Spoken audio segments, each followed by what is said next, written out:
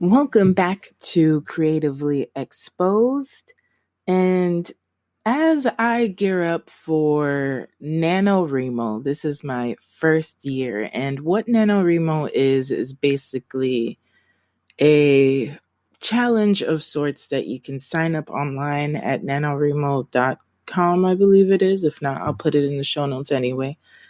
And you commit yourself to writing up to or at least 50,000 words. And that could be something new, something old, revisit, rework, whatever. And it's a daily thing. So I've actually asked for tips from the online community on Facebook and different writing groups I'm in. And they recommend to do daily goals.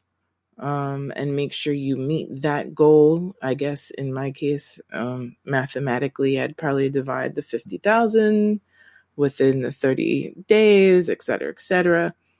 And I was thinking the chakra that we have that is where like creativity stems from is the sacral chakra. And what that is basically, it's an energy point. You'll find it like yogis know about it, and probably the Hindu religion. Anybody who does like a meditative practice will know we're set up in approximately 7 different points in our bodies that emit different energies. And so the sacral chakra, or Savdistana, I may have butchered that, I'm sorry, is the center of our emotional, creative, and sexual energy, which is basically our passionate vibe, if you may. And it's located in our reproductive areas. And the color that's associated with it is orange. And I like this chakra because it's kind of where I flourish.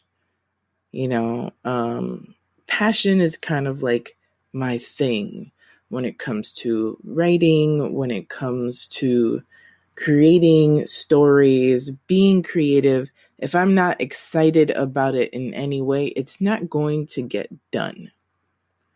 I'm actually reading from a link that I found that kind of breaks down in detail the sacral chakra. And chakras can either be overactive or blocked. So either way is a negative because it's out of balance. So when it's in balance, everything is kind of moving right. You have the energy to do the things that you want to do, to feel and convey and express. When it is off, balance, that's when issues arise. You don't feel like creating, you're low energy, you fall into addictions. There's actually 12 signs of an unhealthy sacral chakra.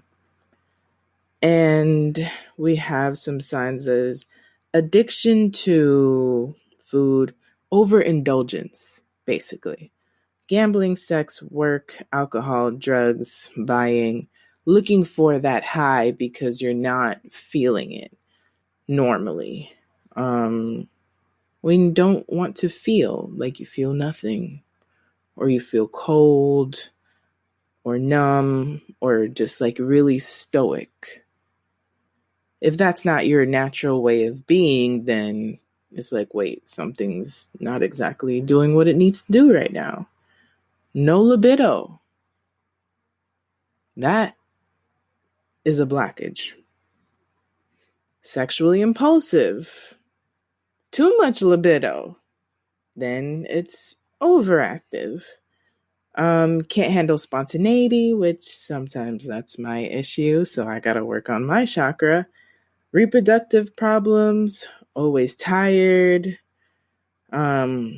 suppressing your feelings, emotionally reactive or addicted to drama or creating drama, overly sensitive or aloof,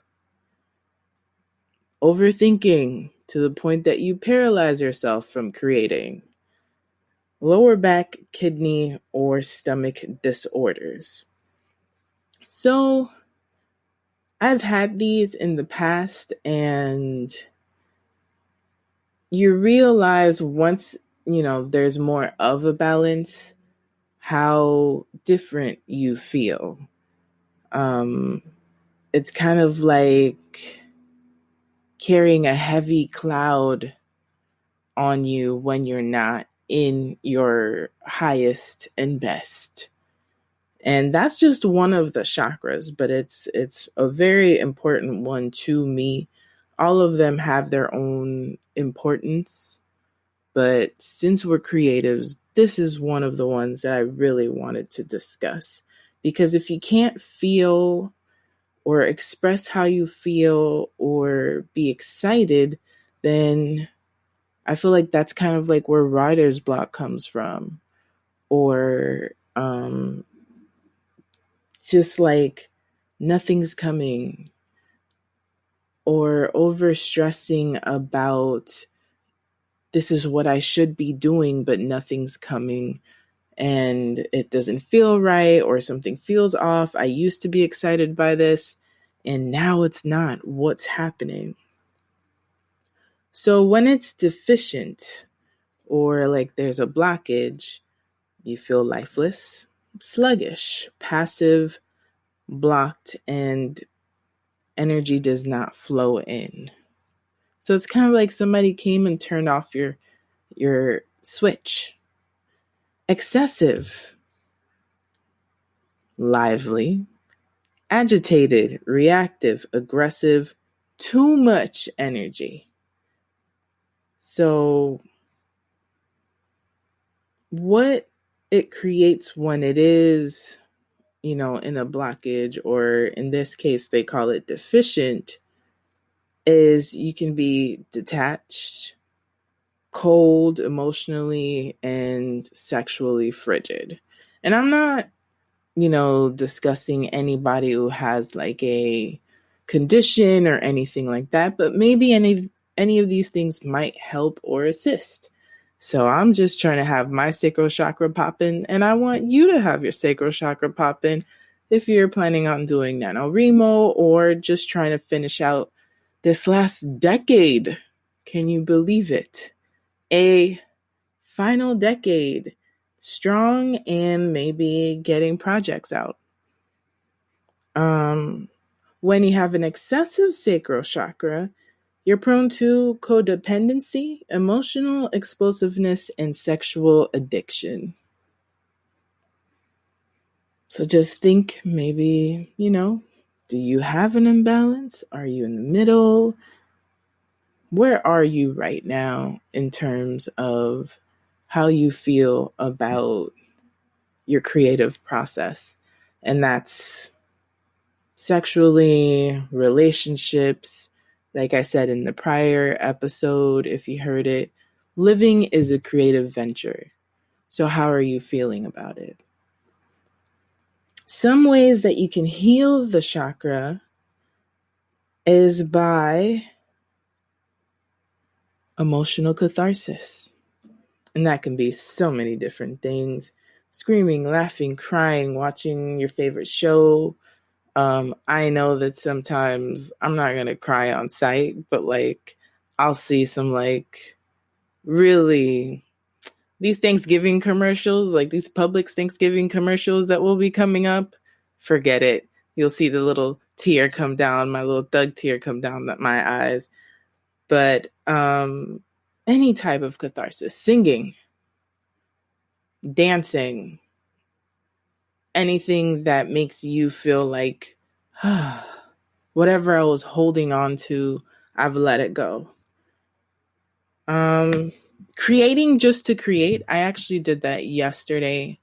I had music on, and my therapist, I follow her Instagram, and she recommended just listening to music and creating art. And I was like, I just want to create something, just see what comes out. Maybe it won't be this amazing, I don't know, gallery artwork, but it's just something that lets my brain have fun.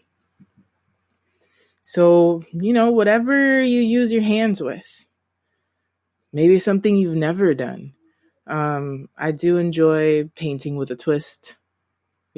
Sometimes you need liquid courage while you're painting, but it does get you out of your element. I think sometimes we can box ourselves in, and it prevents us from finding new ventures and ways to express ourselves and push our passions into a different space without it having to fit this thing.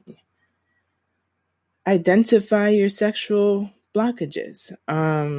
It says here, what shame has been taught to you around the idea of sex, be it solo, be it partnered, what have you.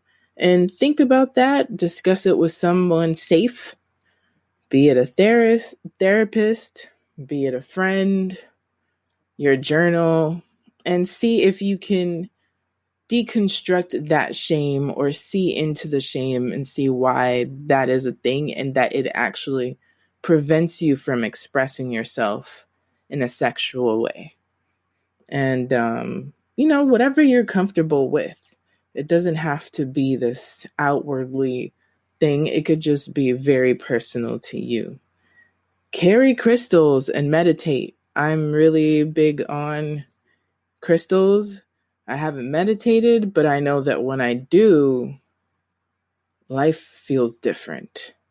So I recommend it. The best crystals are usually the orangey, reddish crystals, like carnelian, orange calcite.